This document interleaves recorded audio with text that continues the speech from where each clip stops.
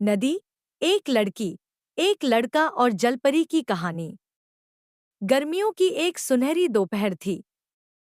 सूरज की किरणें नदी के पानी पर झिलमिलाती हुई एक जादुई दृश्य बना रही थी। छोटे से गांव के किनारे बहती इस नदी के पास ही एक घना जंगल था, जहां कई रहस्यमय कहानियां पाई जाती थी। इस गांव में एक लड़की, राधा, और एक लड़का, राहुल, रहते थे। दोनों बचपन के मित्र थे और अक्सर नदी के किनारे खेला करते थे। उस दिन जब राधा और राहुल नदी के पास पहुंचे, उन्होंने सोचा कि क्यों न आज कुछ नया किया जाए। नदी के किनारे चलते हुए वे एक अज्ञात मार्ग पर निकल पड़े। वे बातें करते करते जंगल की ओर बढ़ते गए। राधा ने अचानक देखा कि नदी के पास एक छोटी सी गुफा है, जो पहले कभी नजर नहीं आई थी। उत्सुकता से भरे दोनों मित्र उस गुफा के पास गए। गुफा के भीतर का दृश्य अविश्वसनीय था। वहां एक छोटी सी झील थी, जिसमें पानी का रंग हरे और नीले का मिश्रण था।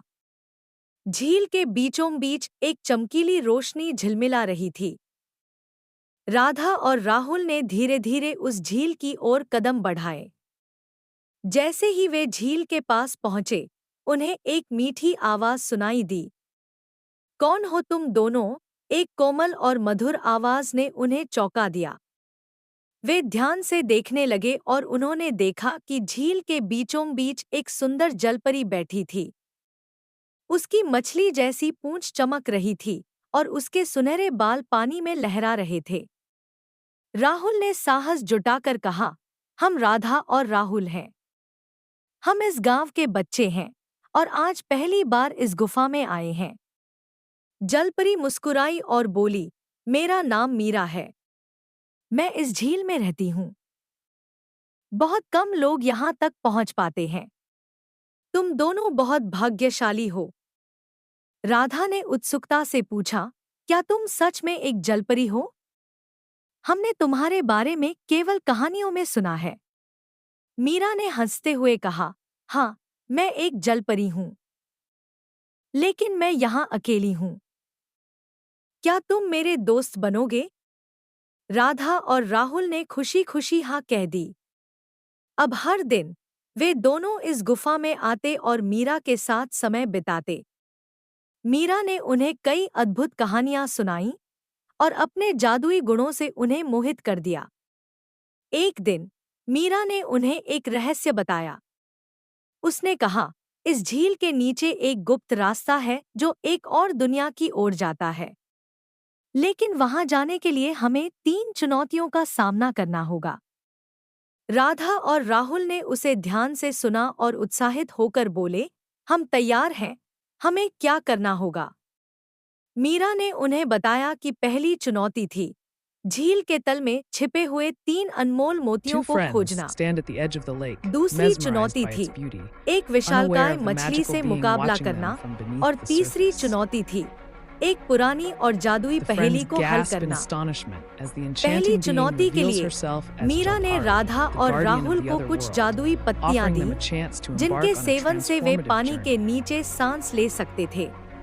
दोनों ने पत्तियां खाईं और झील में कूद गए। झील के तल पर उन्होंने कई रंग-बिरंगे पत्थरों और वनस्पतियों के बीच 3 चमकीले मोतियों को खोज निकाला। यह आसान नहीं था, लेकिन मीरा की सहायता से वे सफल हो गए। दूसरी चुनौती में विशालकाय मछली का सामना करना पड़ा।